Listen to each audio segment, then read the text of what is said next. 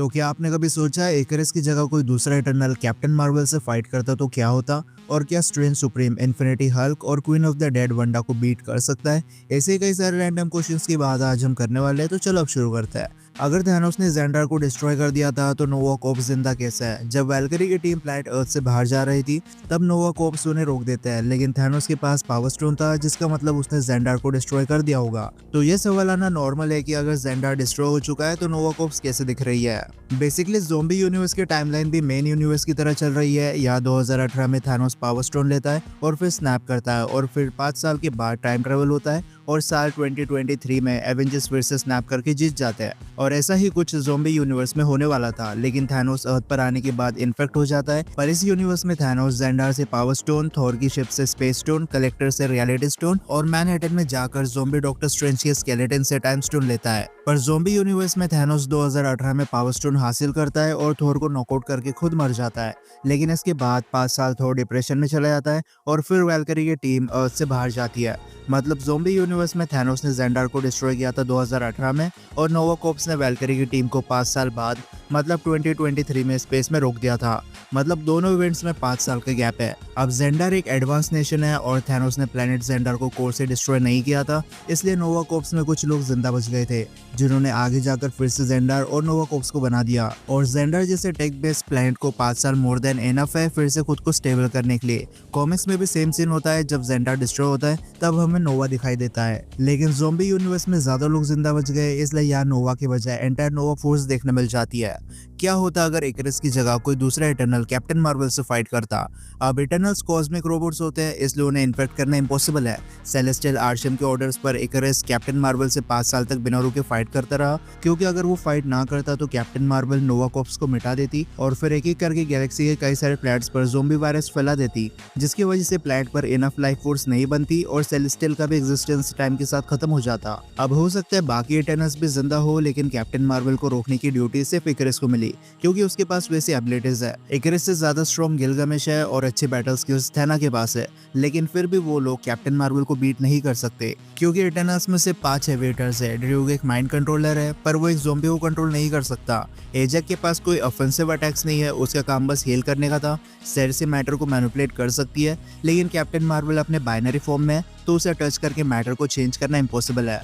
मकारी fast है, लेकिन वो कैप्टन मार्वल के रॉ पावर से मैच नहीं कर सकती। किंगो के पास इनफ कॉस्मिक पावर्स नहीं है जो कैप्टन मार्वल को टेक डाउन कर सके। गिलगामेश ज्यादा स्ट्रॉन्ग है। थैना के पास कॉस्मिक वेपन्स बनाने की एबिलिटी है और फास्टोस टेक्नोलॉजी से ऐसे वेपन्स बना सकता है जो कैप्टन मार्वल को कंटेन कर ले। पर ये जितने भी इटर्नल्स है, किसी के पास उड़ने की एबिलिटी नहीं है, इसलिए इटर्नल्स अगर कैप्टन मार्वल पर अटैक करते तो कैप्टन मार्वल सिंपली वहां से उड़ जाती और इटर्नल सिर्फ देखते रह जाते।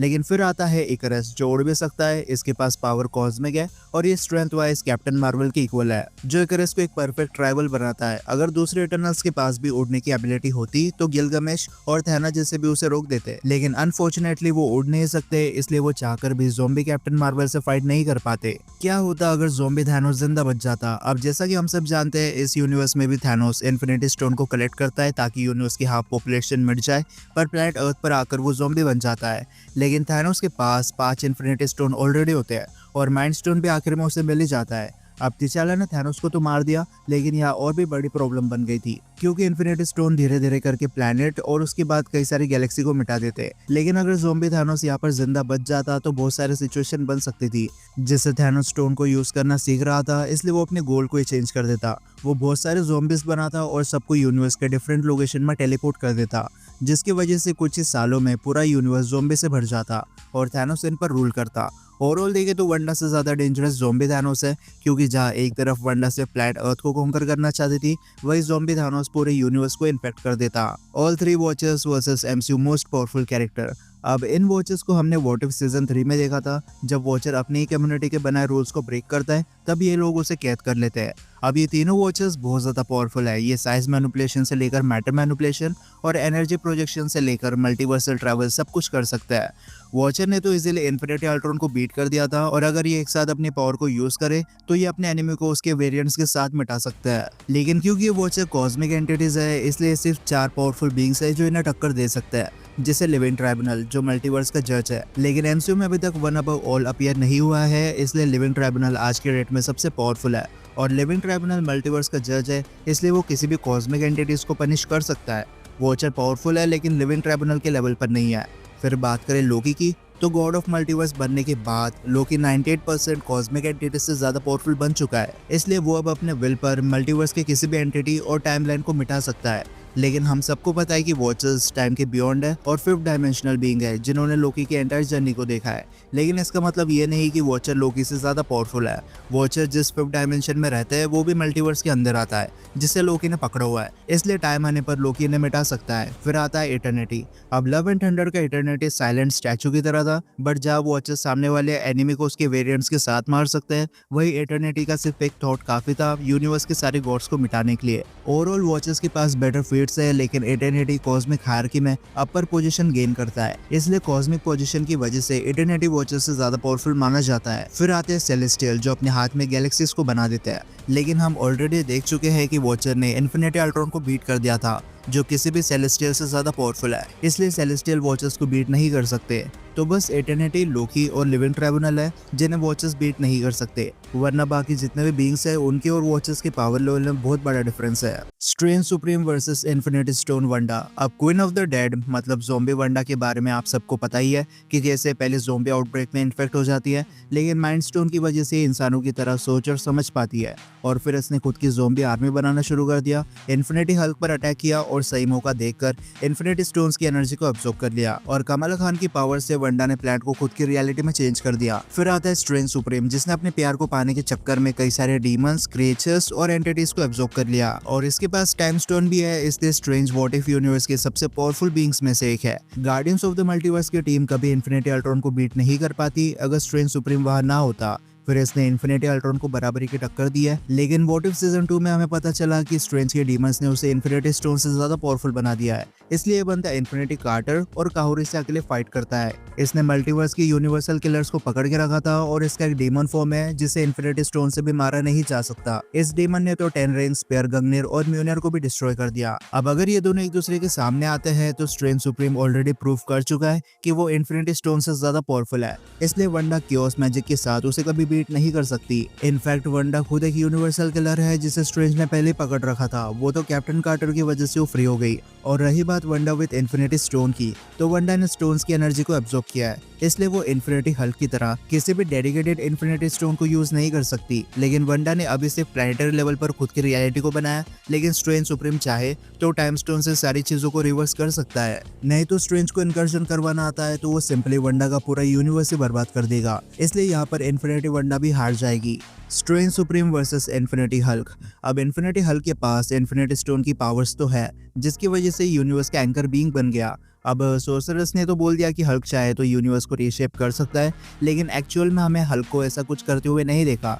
इन्फिनिटी स्टोन की एनर्जी होने के बाद भी हल्क किसी स्पेसिफिक स्टोन की पावर को यूज नहीं कर सकता। ना ही हमने हल्क को टाइम मैनिपुलेट करते हुए देखा और ना ही रियलिटी। हल्क सिर्फ अपने रॉ पावर को यूज कर रहा था फाइट के दौरान। ये बात अलग है, स्टोन्स की वजह से हल्क की रॉ पावर बहुत ज्यादा एनहांस्ड हो चुकी है, बट अगेन स्ट्रेंज सुप्रीम की पावर्स बियॉन्ड इन्फिनिटी स्टोन देखने मिल जाती है। हम ऑलरेडी देख चुके हैं कि इन्फिनिटी स्टोन से स्ट्रेंज को कुछ नहीं होता है। हो सकता है अपने एबिलिटीज की वजह से हल्क स्ट्रेंज सुप्रीम के ह्यूमन वर्जन को थोड़ा डैमेज दे दे, लेकिन अगर स्ट्रेंज के डीमन फॉर्म बाहर आ गई उसके बाद ये इन्फिनिटी स्टोन की कंबाइंड पावर से भी रुकने नहीं वाला। डीमन स्ट्रेंज अपने एब्जॉर्ब किए हुए एंटिटीज और मैजिकल पावर से इन्फिनिटी हल्क को बीट कर सकता है, लेकिन इन्फिनिटी हल्क स्टोन की एनर्जी को फुल पोटेंशियल पर यूज नहीं कर सकता, और इसकी रॉ स्ट्रेंथ इनफ नहीं है स्ट्रेंज सुप्रीम को बीट करने के लिए, इसलिए स्ट्रेंज सुप्रीम यहाँ पर जीत जाएगा। Strange Supreme versus zombie Thanos with infinity stone. अब ज़ॉम्बी थैनोस के पास 5 इन्फिनिटी स्टोन ऑलरेडी थे, लेकिन जैसे कि स्पाइडरमैन ने अपने नैरेटिव में कहा, ज़ॉम्बी थैनोस अपने एबिलिटीज को यूज करना सीख रहा था और उसे टाइम लग रहा था खुद इन्फिनिटी स्टोन की एबिलिटीज को लर्न करने के लिए, इसलिए थैनोस बहुत लो लेवल पर पावर को यूज कर रहा था और कुछ मोमेंट्स पर पावर काफी ज्यादा ओवरफ्लो हो रही थी। लेकिन स्ट्रेंज सुप्रीम मल्टीवर्स के सबसे स्मार्टेस्ट और पावरफुल बीइंग्स में से एक है। इन्फिनिटी कार्टर और इन्फिनिटी अल्ट्रॉन स्टोन्स को उनके फुल पोटेंशियल पर यूज कर रहे थे, तब भी वो स्ट्रेंज सुप्रीम का कुछ नहीं उखाड़ सके। तो ज़ॉम्बी थैनोस तो अभी अपने लर्निंग फेज में है। स्ट्रेंज सुप्रीम आएगा और 2 सेकंड के अंदर ज़ॉम्बी थैनोस को अपने पॉकेट डायमेंशन में कैद कर देगा, इसलिए ज़ॉम्बी थैनोस यहाँ पर हार जाएगा। मार्वल ज़ॉम्बी यूनिवर्स में वंडा के बाद सबसे पावरफुल कौन है? तो ज़ॉम्बी यूनिवर्स में वंडा क्वीन ऑफ द डेड बन चुकी है और क्योंकि नॉर्मल ह्यूमंस की तरह ये सोच सकती है तो दूसरे ज़ॉम्बीज को कंट्रोल करना इसके लिए बहुत इजी काम हो जाता है। वैसे तो अपने कियोस मैजिक की वजह से ज़ॉम्बी वंडा ऑलरेडी बहुत ज्यादा पावरफुल बन चुकी है, लेकिन बाद में इसने इन्फिनिटी हल्क की पावर्स को भी अब्सॉर्ब कर लिया, इसलिए अब इसके पास यूनिवर्सल लेवल की पावर है। पर जब बात आती है वंडा के बाद सबसे पावरफुल कौन है तो वो गॉड ऑफ थंडर थॉर था। ज़ॉम्बी बनने से पहले ये मोस्ट पावरफुल एसगार्डियन और गॉड देखने मिल जाता है जो ज़ॉम्बी वंडा को बराबरी की फाइट देता है। और ज़ॉम्बी थॉर तो बहुत ज्यादा एग्रेसिव तरीके से फाइट करता है, ये फुल पोटेंशियल पर लाइटनिंग स्ट्राइक करता है और इसने इन्फिनिटी हल्क को भी थोड़ा बहुत डैमेज कर दिया था। थॉर के बाद हल्क है जो काफी पावरफुल है, लेकिन वंडा ने हल्क के अंदर से स्टोन की एनर्जी को अब्सॉर्ब कर लिया, तो पता नहीं आज के डेट में हल्क जिंदा भी है या मर चुका है। और इसके बाद जो स्ट्रॉन्गेस्ट की लिस्ट में आता है वो है ज़ॉम्बी कैप्टन मार्वल और इकरस।